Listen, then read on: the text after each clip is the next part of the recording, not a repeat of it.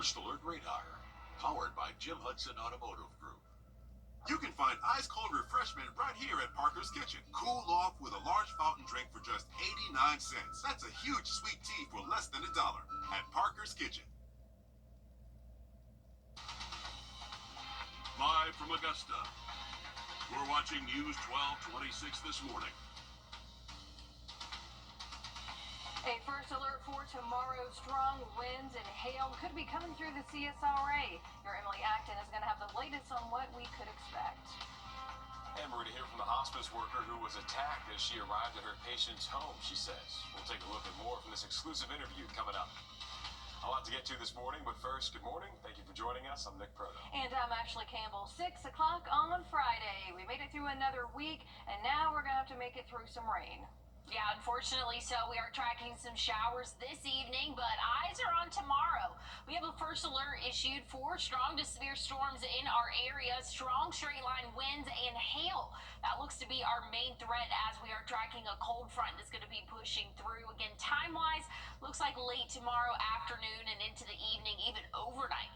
We could be tracking a few showers and thunderstorms in our area, but again, today, this afternoon, an isolated shower definitely going to be possible. High temperatures warming up into those upper 80s, so we'll see the sun at times. And again, not everybody's going to see rainfall this afternoon. Just know those pop-up showers and thunderstorms definitely going to be a possibility. About a 30% chance of you seeing those showers this afternoon. But again, 87, so it's going to be pretty warm out there for us, and we're going to stay warm over the next couple of days. Still tracking a few isolated showers and thunderstorms for your Sunday. Looking dry, though, for the start of next week. We're going to cool down a little bit, too. I'll tell you more about that coming up. All right, thanks, Emily. Some good news on Deputy Gavin White. The Columbia County Sheriff's Office says he was released from the hospital yesterday afternoon. They say he's now at home and resting. White was shot in the face, and Deputy Brandon Sykes was killed in that traffic stop Saturday. The Sheriff's Office is thanking the community members for all of those prayers and support in the days since. But while Deputy White's family can rest easier now, Deputy Sykes' family still mourns their loss. He was killed when the suspect, James Montgomery, opened fire while being served a protective order. Since then, the community has shown up to create different memorials all over Columbia County. And that's not all the county is doing. Businesses are running fundraisers and donating proceeds to help. Pelican Snowballs is donating proceeds to the family of Deputy White. Christie's Coffee Co. and Reeves Realty are partnering to donate a portion of sales to both families. That fundraiser is in Harlem, and the final day is today. There's also a meal train for Deputy Sykes' family. You can find out how you can help on our website and on our Wrdw app. All you have to do is search support for families. And the funeral for Deputy Sykes is Monday at noon at the Columbia County Performing Arts Center. Before that, there's going to be a procession through the county, starting at the Petite Funeral Home at 11:20 that morning on Davis Road. It'll drive onto Washington Road, then Ronald Reagan Drive, Evans Town Center Boulevard, and Main Street. You can watch that procession by lining the streets on that route. Deputies ask for your patience and understanding about traffic delays during that procession. The story has reached national leaders. On Wednesday, U.S. Representative Rick Allen spoke on the House floor to honor Deputies Sykes and White. He told his colleagues this is a reminder of how committed law enforcement is to serve their community, even if the job puts their life at risk. While our community grieves this tragic loss, I'm reminded of John 15:13. Greater love has no one than this, that someone lay down his life for his friends. Please join me in praying for Deputy Sykes' wife, Amber, their daughter, Lindsay, and all of Brandon's loved ones as they continue to mourn this fallen hero. He also prayed for our community to heal. The job of a hospice worker can be hard, and a woman who recorded the moment that she said she was attacked on the way to a home is now speaking out. Jasmine Thomas says she's passionate about her job and doesn't want what happened to take that away from her. Officers found her on Wrdw Drive Monday with a swollen face. She told them that as she turned onto the street, she passed John Rosso. She noticed him get in his car and catch up to her. After she parked outside her patient's house, she says that she saw him come up to her window and beat it so hard she thought it was going to shatter. She recorded the rest of the encounter. Open the door. Don't come banging on my window. Do not. Shut up. You can see after she rolled down her window, it escalated a bit there. She says the man tried to pull her door open, and then her phone kind of spins. She crawls over the console to get out the other side. She says the man still came back around and continued to hit her face. She's thankful for the homeowners who stepped in to protect her. Thank God for Josh and Murray. You know, they can say all day long they're not going to make it about them. It's about us, because had they wouldn't have been here, no telling how far it would have escalated, you know. Data from the American Nurses Association and National Nurses United shows that violence against those in healthcare is not uncommon. Some of the stats National Nurses United put in its 2023 report that a little more than 80% of nurses reported experiencing violence, and those range from physical abuse to even threats. And the American Nurses Association says 1 in 4 nurses reported being assaulted. A 51-year-old man arrested after being accused of sexual exploitation of children. A report states Richmond County deputies received a tip from the Internet Crimes Against Children Network about Martin Lindner. Deputies found several videos involving the sexual abuse of young children in his home on Story Drive. He's charged with sexual exploitation of children. He was taken to the Charles B. Webster Detention Center. 6:06 now. We're on your side this morning with a safety alert for areas in Beach Island. A boil water advisory is in place after a line break is being repaired. The advisory is in effect for Pine Log Road from Glenwood Drive to Hillman Street and Oxford Place to Keys Dairy Road. If you don't live in these areas but still experience low or no water pressure, officials say you need to boil your water too. They say to boil any water you use for cooking or drinking for a full minute, and any ice made from water that isn't boiled should not be used. Kimberly-Clark expanding its Beach Island facility. The company is set to invest more than $200 million into the expansion and create more than 150 jobs. Kimberly-Clark was looking to expand since February after Aiken County passed a tax incentive that would only charge an annual fee instead of property taxes. The expansion is going to add more than 1 million square feet to its facility on Old Jackson Highway. Aiken County Council Chairman Gary Bunker saying in part, maintaining a business-friendly environment is not only good for business, but also for the county, the taxpayers, and the talented workforce on Kimberly-Clark's team. Kimberly-Clark has been in Aiken for more than 50 years and currently employs more than 2,000 people across the county. South Carolina lawmakers are running out of time to pass a highly anticipated bill. We're going to have more on their progress coming up.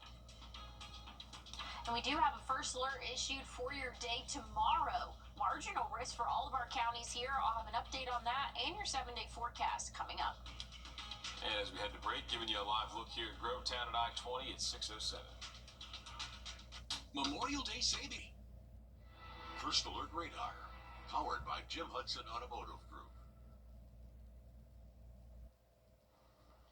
Welcome back, giving you a live look right now at the medical district as we send things over to Emily, where we've got a first alert for Saturday. Yeah, we are tracking that chance for strong to severe storms in our area. So we went ahead and put a first alert out, especially for a Saturday when most people are out and about this time of year, probably outside. So just make sure you are staying weather aware as you go throughout your Saturday and Saturday plans.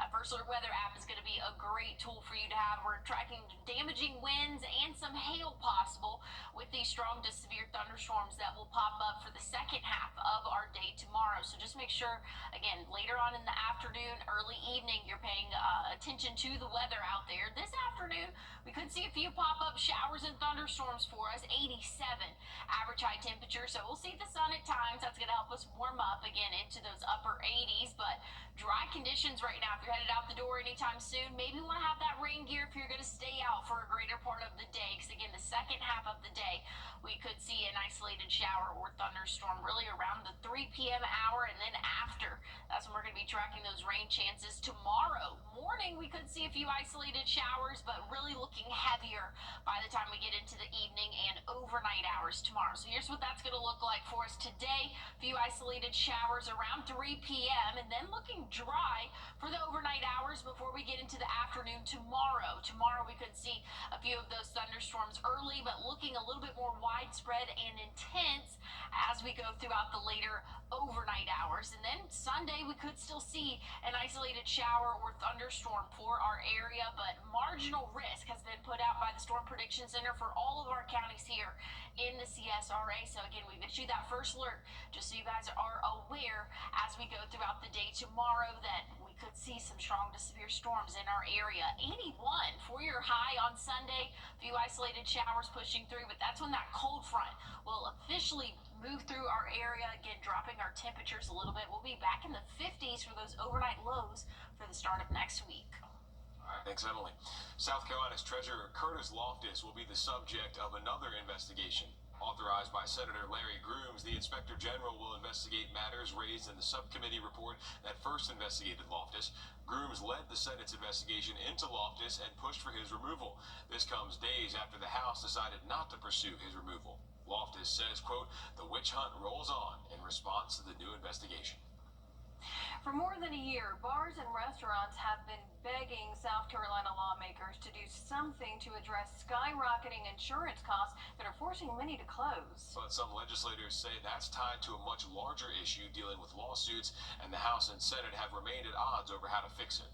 Your South Carolina State House reporter Mary Green brings us the latest on whether lawmakers will be able to tackle this major priority or if the clock will run out before they get there. Lawmakers say they have been working behind the scenes for weeks to come to a compromise on this issue.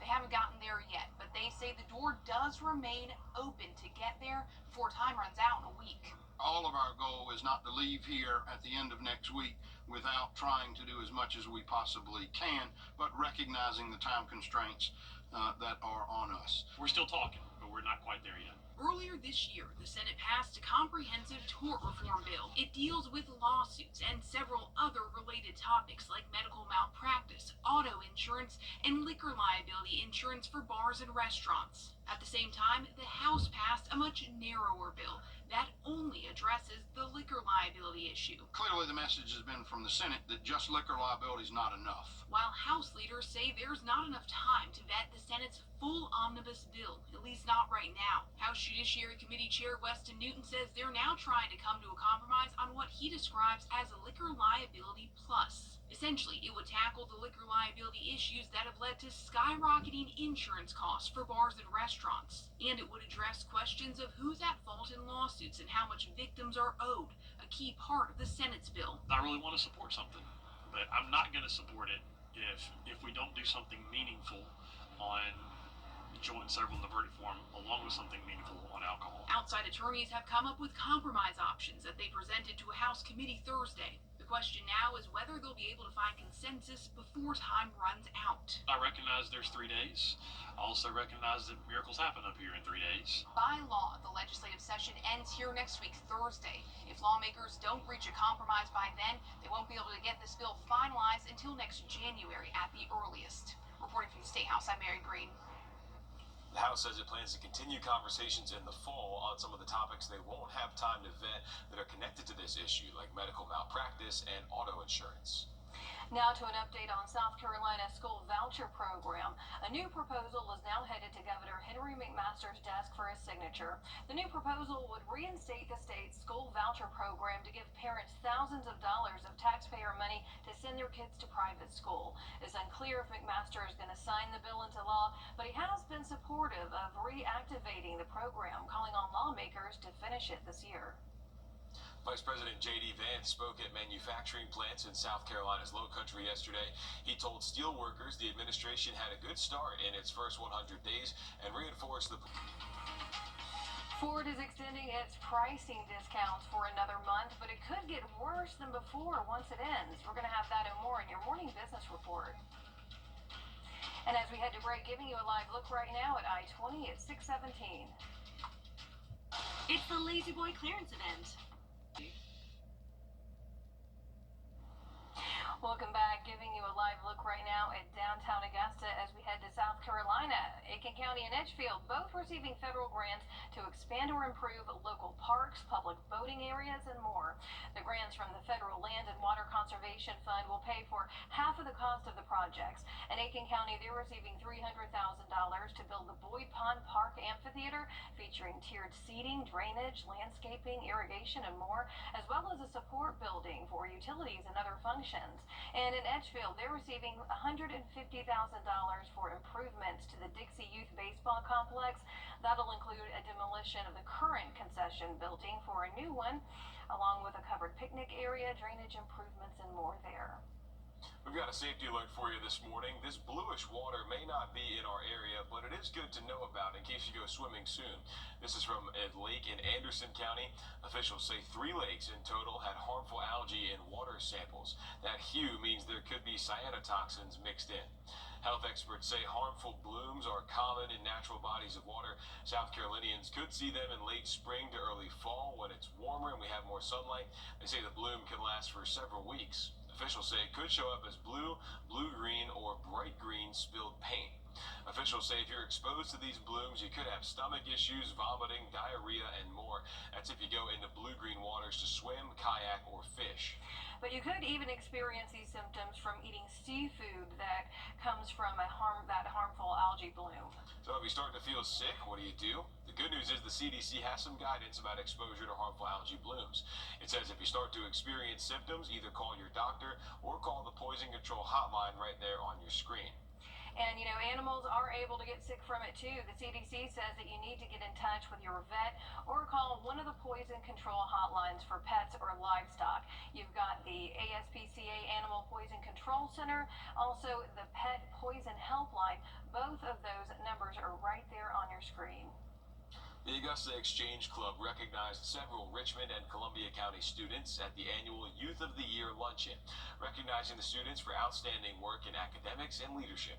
Several students were selected from different schools, with one winning the overall title. We spoke to this year's winner about what it means to win this year. I'm truly honored to be considered the top out of all of those candidates, but I believe that truly anyone could have won this award. It was a very talented field of people, so it feels nice to be recognized for my talents, but also to see all the good that all these other people are doing for our community and throughout the world. He says he plans to attend Georgia Tech in the fall and work with leaders in the state capitol.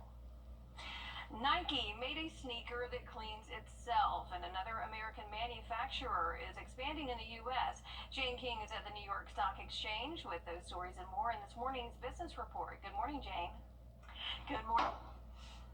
Thank you, Jane. There are a few events happening this weekend you can check out. The Foodies Food and Culture Festival returns to the CSRA in Aiken. It starts today through Sunday on Newberry Street. There will be more than 25 food trucks and more than 50 artisans, crafters, and more. Today, the festival is open from 1 to 9, and tomorrow from 11 a.m. to 9, and finally on Sunday from 11 to 7. Admission is free. And across the river in Augusta, the Spring Greek Festival kicks off today from 11 a.m. to 9 p.m. today and tomorrow at the Holy Trinity Orthodox Church on Telfair Street. And then on Sunday from 11 a.m. to 6 p.m. There's going to be such delicious food there for you to enjoy. That's if the rain cooperates. Yeah, definitely gonna have to have that first alert weather app handy so you know exactly when rainfall is gonna be in your area. But hey, for Eisenhower Army 10-miler tomorrow from 6:30 a.m. to 9 a.m. Kids and non-competitors can run for free. So definitely going to be something out there that you're going to have to keep a close eye on the weather, but hopefully early in the morning tomorrow things are going to be okay for anybody wanting to have any outdoor plans. This morning, 63, that average overnight low, so pretty mild to start off our day. We're going to warm up significantly from there. We can expect to see highs in the upper 80s by this afternoon.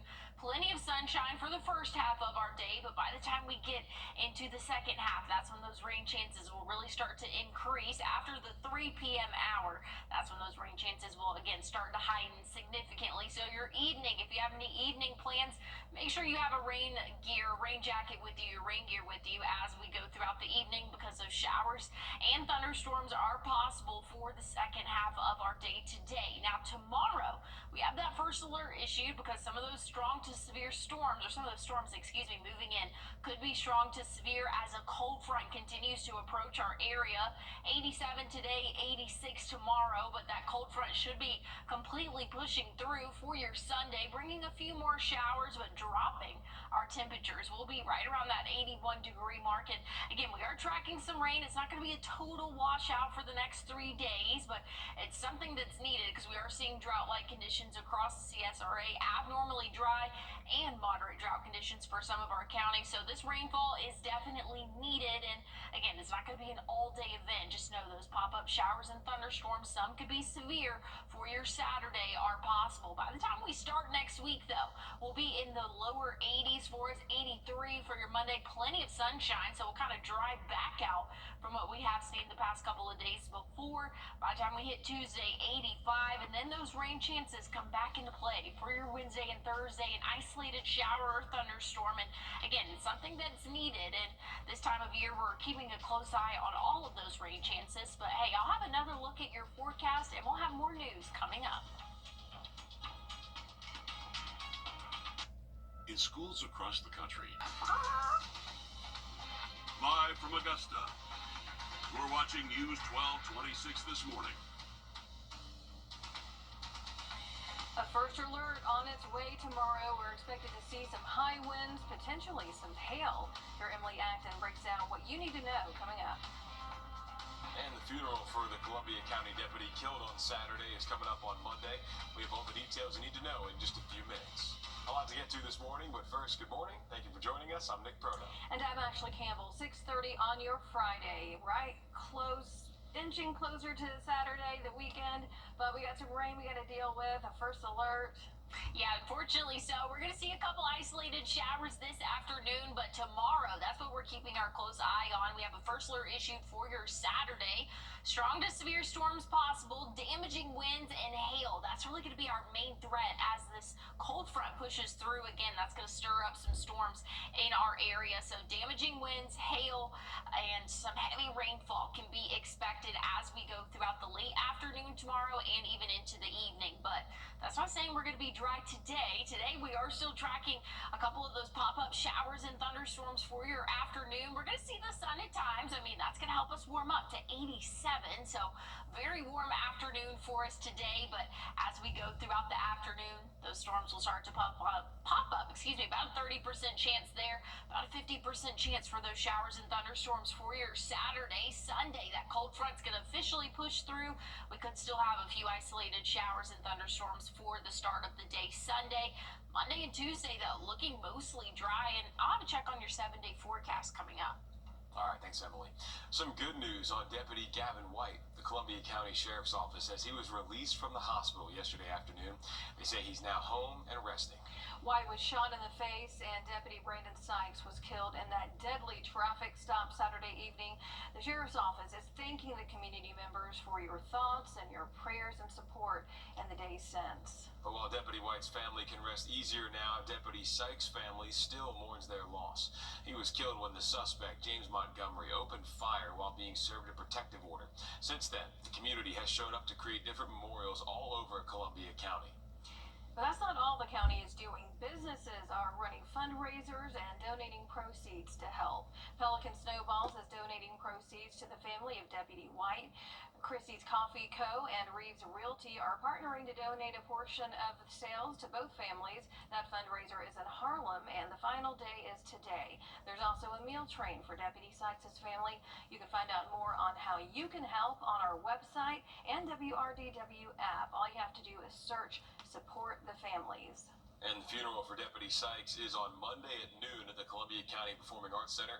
Before that, there will be a procession through the county, starting at the Petite Funeral Home at 11:20 that morning on Davis Road, driving onto Washington Road, then Ronald Reagan Drive, Evans Town Center Boulevard, and Main Street. You can watch that procession by lining the streets on the route. Deputies are just asking for your patience and understanding about traffic delays during that time. We're continuing to follow a hospice care worker who was attacked when arriving at her patient's home. She's now speaking out about what happened, but she says her passion for the job is unwavering and doesn't want an event like this to take it away. Jasmine Thomas was just arriving to work when she says that she was assaulted by a man. Law enforcement arrested 79-year-old John Rosso. She says that she passed Rosso when turning onto Bellerive Drive, who then jumped in his car and chased her down, she says. Now, when she pulled into the patient's driveway, she says that she saw him at her window beating down on it. And as she says that he hit her in the face. She was able to record the incident on her phone. Take a look. The door. Don't come banging on my window. Do not. Shut up. Thomas told authorities when she tried to open the door, Rosso began to shut it on her body. Even after she escaped the car, she says he continued to attack her until the homeowner came outside. And once we got into the house and I hugged her, and that was the first thing that she said. Like, my kids are little. They don't know to call 911 or they can't defend themselves. Like, her main concern was her kids at that time and the safety of all of them. Data from the American Nurses Association and National Nurses United shows violence against those in healthcare is not uncommon. Among some of the stats National Nurses United put in its 2023 report, just over 80% of nurses reported experiencing violence, ranging from threats to physical abuse. And the American Nurses Association said 1 in 4 nurses reported being assaulted. Right now, bond is set for Rosso at more than $1,000. To downtown Augusta now, and if you've been in Old Town, you may have noticed some painted bricks along the ground. There they are there. These bricks were painted from East Boundary to 2nd Street, farther than originally planned. Commissioner Jordan Johnson saying that the painted bricks were meant to test if real bricks could be put in with light poles. And officials at Traffic and Engineering say only a small square should have been painted to be a proof of concept. So they say that's going to be removed today. 6:35, we're on your side this morning with a safety alert for areas in Beach Island. A boil water advisory is in place after a line break is being repaired. The advisory is in effect for Pine Log Road from Glenwood Drive to Hillman Street and Oxford Place and Keys Dairy Road. If you don't live in these areas but you're still experiencing low or no water pressure, officials say you need to boil your water too. They say to boil any water you use for cooking or drinking for a full minute, and any ice made from water that isn't boiled should not be used. Crews are making progress on Columbia County's first freestanding emergency room. We stopped by to see the construction on North Bel Air Road. Doctors Hospital officials say that the facility should be open by the fall. It's going to have the same level of care that you would find in an ER inside a hospital, with advanced CT scans, x-rays, a lab, and pharmacy. The project is part of a $150 million expansion to Doctors Hospital that also includes developments at the main campus. The death of former Georgia State Representative Ben Harbin is considered to be natural. His family says he was already suffering from health issues, leading to his death not being labeled as suspicious. Harbin was found in the Fairfield Inn on Washington Road Wednesday night.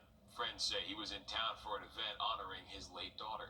And while he did attend that event, his family wasn't able to find him later in the week and checked the hotel where they then found his body. Columbia County Commissioner Trey Allen releasing a statement following Harbin's death saying, quote, "I am devastated by the loss of my friend Ben Harbin. Since leaving public service to move to Atlanta as a consultant, I haven't seen him as much as I would have liked. He will be missed by so many. It's a tragic loss for his family and the community." Orangeburg deputies making 2 more arrests in the shooting death of a 34-year-old at a motel. Yesterday, deputies arrested 20-year-old Titus Banton Jr. His brother, 21-year-old Tynes Banton, surrendered to deputies yesterday afternoon. Both were wanted for murder and possession of a weapon during a violent crime. Last month, Samson Green was shot and killed at the Crown Inn on Bamberg Highway. Now, before these latest arrests, Daquan Millhouse, Kiet, Nathaniel Roberts, and Shadid Smith were also arrested in connection to the case. Millhouse Kiet is also charged with murder. Roberts and Smith are charged with accessory before the fact of murder. Artificial intelligence is everywhere these days, but one group is trying to regulate its use here in Georgia. We're going to have more on what they want done right after the break. And we have a first alert for your day tomorrow. We're tracking that chance for strong to severe storms in our area. Marginal risk has been issued for all of our counties. I'll have an update on this and your 7-day forecast coming up. And as we head to break, giving you a live look at the Calhoun Expressway at 6:38. These days, practice is all every Sunday night at 11:30. I'm Austin Jackson, the Augusta guy, and my team is proud to be the official injury lawyers of the Augusta Green Jackets. Just like we're all in for the Green Jackets, we give 100% for you after a car crash or other serious injury, and and we don't stop working until we bring home the W. The Augusta Guy, supporting Augusta's team, all those who call the CSRA home. Car crash? Call Austin Jackson. The official injury lawyers of the Augusta Green Jackets. 706-724-7224. Who doesn't love a sandwich? Sandwiches and sliced bread. At Crystal, bacon or sausage egg for breakfast or maple chicken all day. All right, time for our dog walk forecast. We've got Finn here. Look how pretty Finn is sitting. Just a little pup, enjoying the great outdoors. Posing Looks a like- little bit. Yeah, good looking dog there. Thank you for sending that in. Keep them coming. We love showing off the pets. Finn enjoying the outside, it looks like, maybe on a patio. Not going to want to be outside here this weekend, Emily. Yeah, unfortunately not. We are tracking those chances for strong to severe storms tomorrow. This afternoon, we could see an isolated shower or thunderstorm, but again, a first alert has been issued for your Saturday. We're tracking those strong to severe storms. Main risk is going to be strong straight line winds and some hail possible. We haven't seen a whole lot of hail this year. Some spots definitely have, but something that we're going to keep a close eye on as we go throughout the later part of the day tomorrow. This afternoon, though, 87 average high temperature. We'll see the sun at times, but we do have that chance for a scattered shower or thunderstorm after the noon hour for us. About a 30% chance of rain there. But if you're headed out the door this morning, things are calm and dry, and that's going to stay true for the greater part of the day today. But once we get into the second half, that's when we're going to track those showers and thunderstorms. It'll really increase around dinner time for us. But as we go throughout the day tomorrow, those rain chances will be low, but we will see those scattered showers and thunderstorms. Not everybody's going to see rainfall. It's not going to be a total washout, but we know those summertime pop-up showers and thunderstorms. That's really what we're anticipating tomorrow, but some of them could be on the stronger to severe side. So again, that first alert has been issued. Here's a look at today, though. Around 3 p.m., we're going to see some scattered shower and thunderstorm activity. By the time we go through the overnight, dry, but here's tomorrow. Around 3 p.m., we're seeing some thunderstorms starting to develop and push through our area as that cold front continues to move east. Here's that cold front, though, moving through. It'll kind of be pushing through Atlanta around this time, but ahead of it, bringing those heavier showers and thunderstorms for us. So just know tomorrow overnight, we are going to be tracking some heavy rainfall for our area, some strong wind gusts, and some hail possible. So that's why there's a marginal risk out. And this, again, goes for all of our counties here in the CSRA as we go throughout the afternoon tomorrow. So high temperatures this afternoon, pretty warm. We'll stay warm tomorrow, but that cold front will be pushing through. That's bringing all this disturbance to our area, and we'll drop off into those lower 80s by Sunday, 83 Monday. Plenty of sunshine for us, and then we'll see some more chances of showers as we go throughout the middle and end of next week. All right, thanks for that, Emily. Georgia Governor Brian Kemp signing more bills into law while in Savannah. One of those bills will end sub-minimum wages for people working with disabilities, bringing that up to the federal minimum wage. Another would require insurance companies to cover standard fertility treatment if their fertility was impacted by illness. And another bill not related to health care gives coastal communities a tax credit for people buying generators. There are concerns that a tool promising to revolutionize the future of healthcare could further exacerbate disparities in care. Your Georgia State House reporter Abby Kasoris explains why people in the medical community are calling for strict artificial intelligence guidelines. According to the research group, the Cicero Institute, 143 out of Georgia's 159 counties face a healthcare worker shortage. They'll need another 8,000 doctors by 2030. AI can't replace any of these positions, but it can be used to help offices struggling to keep up with demand. AI software is assessing mammograms for breast cancer risks and offering real-time assistance to doctors in operating rooms, decision-making scenarios when they need to think fast. Jessica Roberts, law professor at Emory University, says medical AI could be a revolutionary tool, but it's a double-edged sword. AI holds a lot of promise, but we can replicate the same kinds of problems that come from human decisions. Roberts says most medical knowledge in AI today is from white doctors studying white patients, so AI is going to use that and build on it. Any diagnosis or solution that comes out of it will be tailored to a white population. It learns from us. When you look at the Latino population of the United States and African Americans make up about 35% of the U.S. population, but only about 7% of all providers. Dr. Cecil Bennett says look at Georgia's maternal mortality crisis. The rate of death is almost 3 times higher for minority women. Studies show Black women experiencing pain are often dismissed by healthcare providers, leading to delays in treatment for serious complications. And there's just more difficulty sometimes communicating between doctor and patient when their cultures are different. Roberts is calling on more regulation and awareness to help AI look at our world through a more diverse lens. And so I think there's promise there, but we have to make sure that when we're using AI and we're integrating it, that we're doing so equitably. Roberts says the developers hold some responsibility, and she hopes that they will modify their algorithms. In DeKalb County, I'm Abby Kasouris. As summer gets closer, more people will be going on vacations, and if you fly out of Hartsfield Jackson in Atlanta, you're going to be paying much more to park. The biggest increases are in the hourly lots, which are more than tripling to $10 per hour, and the daily parking going from $19 an hour to $30. Officials say it's to catch up with other prices, but travelers are not having it. Since August of 2017 to now, the consumer price index was over 34%. It's really catching the rates up with where it should be based on economic conditions. It's ridiculous because I just got here and about 10 minutes ago and my ticket was $10 just for a few minutes. The increases are causing some travelers to think about different ways of getting to and from the airport. Airport officials say that the price increases are also to help pay for rising operational costs and construction of a new parking deck. That deck will add about 7,000 new spaces to the current 30,000 and is expected to open up next year. As summer is getting closer and temperatures are getting warmer, it's important to remember to not leave kids or pets in cars. Georgia's Department of Early Care and Learning, the Governor's Office, and the National Highway Traffic Safety Administration are trying to prevent hot car deaths this year. They say it's on everyone to help keep kids safe. If you see a small child in a parked vehicle, please call 911 immediately. And if you see the child in distress, the law gives you the authority to enter that vehicle. Officials say in the last 27 years, more than 1,000 kids died from vehicular heat stroke. Last year, there were 39 deaths, 2 in Georgia and 1 in South Carolina. They recommend leaving something like a purse, wallet, even your phone in the back seat to remind you to turn around and check. We're going to take a quick break, but first, we're taking you outside to Grovetown at I-20 at 648.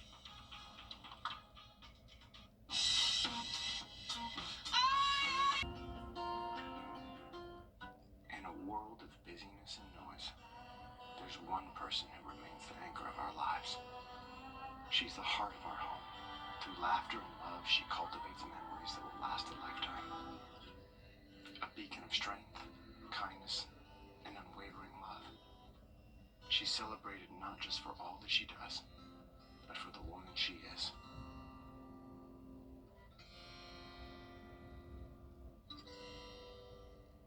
You were just doing your job when it... The National Day of Prayer, encouraging people to pray and meditate. And over at Tree North Church in North Augusta, they hosted a prayer event with breakfast yesterday. North Augusta Mayor Britton Williams was there. He says while this started as the mayor's prayer breakfast, he wanted to include the entire community. Grab a friend, get a neighbor, and if you just walk the street you lived on, praying for your own neighbors, that would be something. It really doesn't matter where you gotta go or where you go. As long as we have people out prayer walking the streets of North Augusta, then that'll be how God can use us. Last night there was a citywide prayer walk where 15 churches went around the North Augusta community praying in the streets. And that wasn't the only event last night. In Aiken, the Leslie B. Price Center also hosted a prayer event. You can help support the YMCA's A Place to Dream program today. The Sweetwater Country Club in Barnwell is hosting a golf tournament. Registration starts at 9 o'clock with tee-off time set for 9:30. It's being organized and hosted by Lizzie Brandt, a Barnwell native and the 2024 Young Miss Teen South Carolina pageant winner. A Place to Dream program gives beds to kids in need. You can also support the program through October's Duck Dash. We have a link to that on our website, wrdw.com. Taking a look at your top stories now. Some good news from Deputy Gavin White. The Columbia County Sheriff's Office says he was released from the hospital yesterday afternoon. They say he's now at home and resting. White was shot in the face and Deputy Brandon Sykes killed in that deadly traffic stop Saturday. And the Sheriff's Office wants to thank the community members for all of your prayers and support in the days since then. But while Deputy White's family can rest easier now, Deputy Sykes' family still mourns their loss. He was killed when the suspect, James Montgomery, opened fire while being served a protective order. Since then, the community has showed up to create different memorials all over Columbia County. And that's not all the county is doing. Businesses are running fundraisers and donating proceeds to help. Pelican Snowballs is donating proceeds to the family of Deputy White. Christie's Coffee Co. and Reeves Realty are partnering to donate a portion of sales to both families. That fundraiser is in Harlem, and the final day is today. There's also a meal train for Deputy Sykes' family. You can find out how you can help on our website and our WRDW app. All you have to do is search Support the Families. And the funeral for Deputy Sykes is Monday at noon at the Columbia County Performing Arts Center. Before that, there will be a procession through the county, starting at the Petite Funeral Home at 1120 on Davis Road, driving onto Washington Road, then Ronald Reagan Drive, Evans Town Center Boulevard, and Main Street. You can watch that procession by lining the streets along the route. Deputies ask for your patience and understanding about traffic delays during that procession. The job of a hospice worker can be difficult, and a woman who recorded the moment that she says she was attacked on the way to a home is speaking out. Jasmine Thomas says she's passionate about her job and doesn't want what happened to take that away from her. Officers found her on Belle Reve Drive Monday with a swollen face. She told them that as she turned onto the street, she passed John Rosso. She said she noticed him get in his car and catch up to her. After she parked outside her patient's house, she says that she saw him come up to her window and beat it so hard she thought it was going to shatter. She recorded the rest of the encounter. Open the door. Don't come banging on my window. Do not. Shut up. You can see after she rolled down her window, it did escalate there. She says the man tried to pull her door open, then her phone kind of spins. That's when she crawled over the console to get out on the other side. She says the man still came back around and continued to hit her in the face. She's thankful for the homeowners who stepped in to protect her. Thank God for Josh and Murder. You know, they can say all day long they're not gonna make it about them. It's about us, because had they wouldn't have been here, no telling how far it would have escalated, you know. Data from the American Nurses Association and National Nurses United shows violence against those in healthcare is not uncommon. Some of the stats National Nurses United put in its 2023 report is that a little more than 80% of nurses reported experiencing violence, and those range from physical abuse to threats. And the American Nurses Association says 1 in 4 nurses reported being assaulted. Well, the Augusta Symphony is performing to celebrate Augusta, a part of the Piedmont of Augusta Symphony series. It showcases pieces from composers throughout history. And so that's tomorrow at the Miller Theater from 7:30 p.m. to 9 p.m. And that might be something good to do tomorrow evening, because we are tracking that chance for strong to severe storms. This morning, though, things are calm, a little bit warm. We're sitting in the low to middle 60s right now, so if you're headed out the door anytime soon, it's going to be warm out there. You might want to have that rain gear, though, if you're going to be out throughout the rest of the day, because once we go throughout the afternoon and evening, we are tracking that chance for a couple of isolated showers. So not everybody's going to see rainfall, but just know there is that chance for an isolated shower or two, maybe even a couple rumbles of thunder as we go throughout the second half of our day. So we'll keep a close eye on that. But again, that first alert has not been issued for today. That's actually for tomorrow. As this cold front pushes through, we're expecting to see a little bit heavier storms for the second half of our day Saturday. So just make sure you are staying weather aware. I know a lot of people are getting out and about for your Saturday and want to spend time outdoors, but just know there is going to be that chance for strong to severe storms in the afternoon, overnight as well. We are going to be keeping track as that cold front will continue to approach our area, and that's going to drop our temperatures. Here's Sunday, 81, and we're going to see a couple isolated showers, but depending on how quickly that cold front moves through, that'll depend on how the rest of our Sunday will go. Monday, looking dry and sunny, 83, that average high temperature. A couple chances of rain for the start of next week. But thanks for watching. We'll see you guys here with another update at midday. Time and temp. brought to you by your First Alert Weather Team. Join us right here on